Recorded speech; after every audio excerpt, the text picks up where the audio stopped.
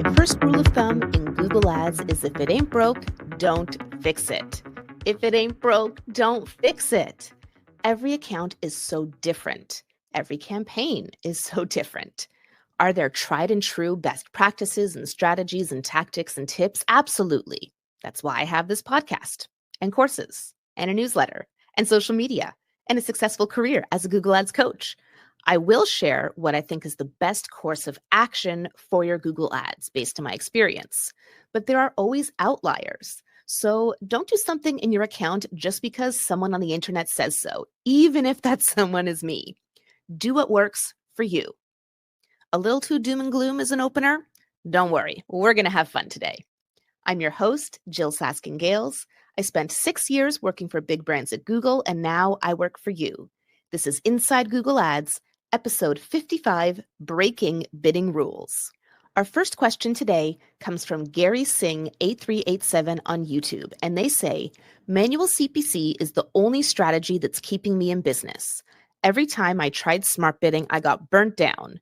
$20 is giving me 100 visits where 2 or 3 people purchase something. Whereas with smart bidding, $20 gives around 20 to 22 clicks if you're lucky with no purchase. Okay, let's do a little math on Gary's numbers. Gary says that when using manual bidding, a $20 budget, I'll assume that's a daily budget, gets 100 clicks and 2 to 3 purchases. That means Gary is getting 20-cent CPCs, a 2 to 3% conversion rate, and a $7 to $10 CPA on a purchase. That is like completely unheard of. Gary, if your Google Ads results are that good, why are you only spending $20 a day? You should be printing money. 20-cent CPCs. I can't even fathom. Even on brand, that's so low. It has to be display, but then still having a 2 to 3% purchase conversion rate, not just a lead, like cold, hard cash. Those are absolutely outstanding results. Now, with smart bidding, Gary says $20 a day gives him 20 to 22 clicks if he's lucky. Let's say he's not lucky, so 20 clicks, that would be $1 CPCs and no purchase. Well, assuming the 2 to 3% conversion rate holds, then yeah, we wouldn't expect a conversion rate from 20 clicks because we would need at least 30 to 50 clicks. But even a $1 CPC, that is so cheap. And again, practically unheard of in this day and age, even on brand. So look, if you're like Gary and you are just a money printing machine on manual CPC, keep at it, stick with it. Who am I to say anything else? The thing is though, most of us are not like Gary. Or maybe our accounts looked like Gary's in 2015 and now they don't, and you want to get back to 2015. Sorry, those days are long gone.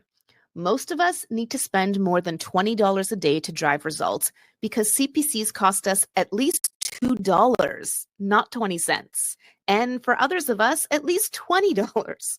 So I do still advise smart bidding and sufficient budget to power that smart bidding because that's what's going to work for most people in most accounts.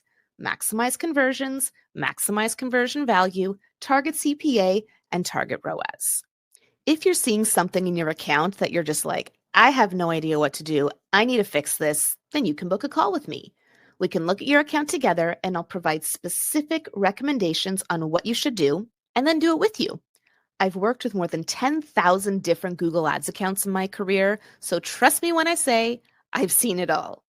You can book a Google Ads coaching call with me at jyll.ca, that's JYLL.ca, or follow the link in the episode description. Our second question today comes from Panakea on YouTube, and this person's name is Lubomir. They said, I run a single product standard shopping campaign, a supplement for high blood pressure. I use manual CPC. Over the 2 years the campaign has been running, it generated about 400 purchases. But the problem is that I'm able to get max 20 conversions in 30 days. So do you think I can switch to target ROAS automated bidding strategy, or should I stay with manual bidding? I would be grateful for your opinion. Thanks for your question, Lubomir.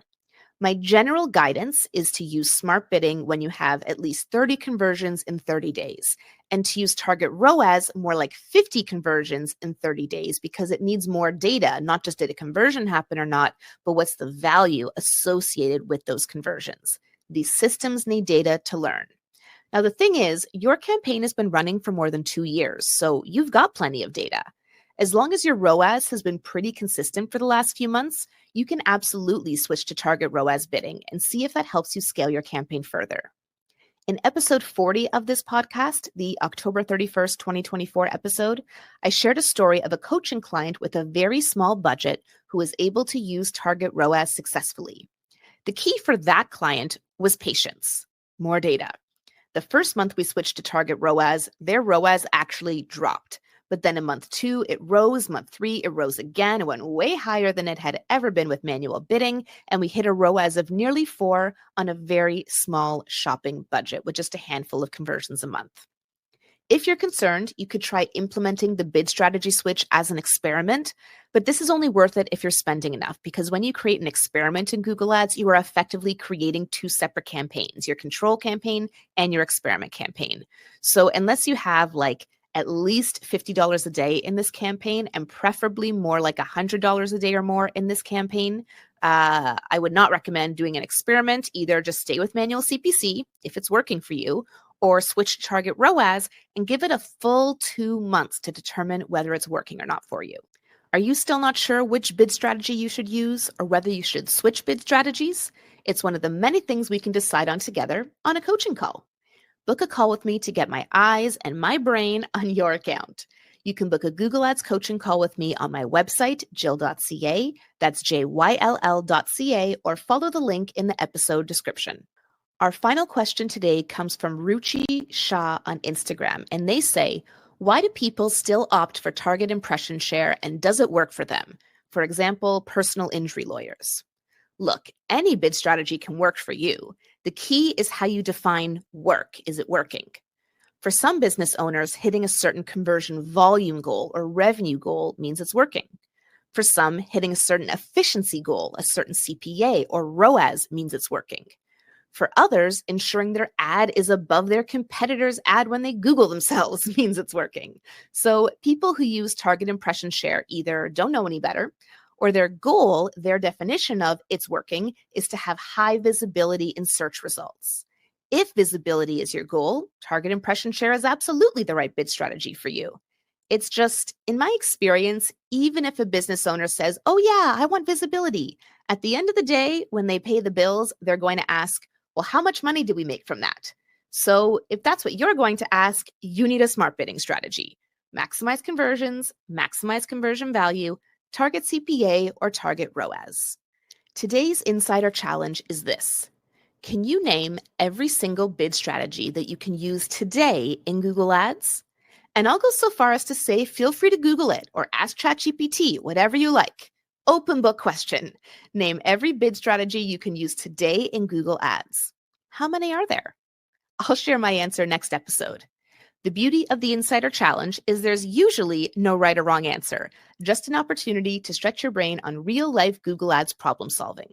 But for this one, I think I know the right answer. I'll be curious if we come to the same conclusion. Last episode's challenge was this.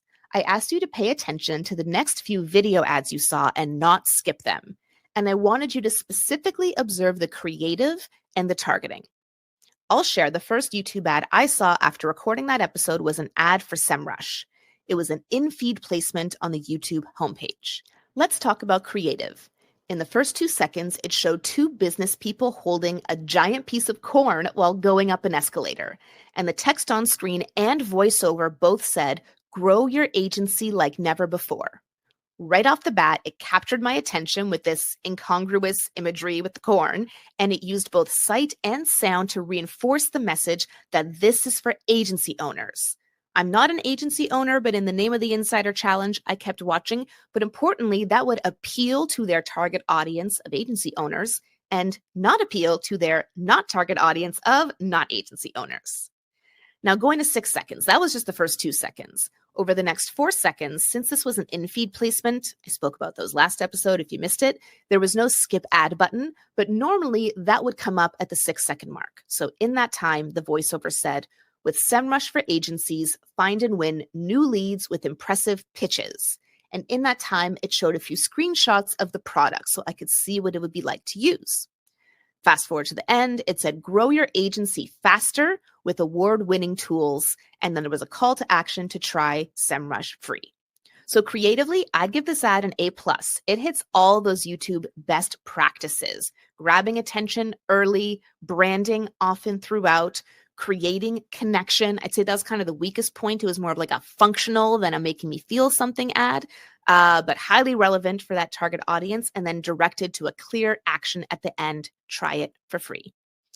This I saw is a 2-month-old unlisted video with 250,000 views. So we know SEMrush is putting some serious money behind it. Now let's talk about targeting. Why did I see this ad? I clicked the 3 dots and Google said it was based on my age, time of day or location, and Google's estimation of your interests based on your activity while you're signed into Google.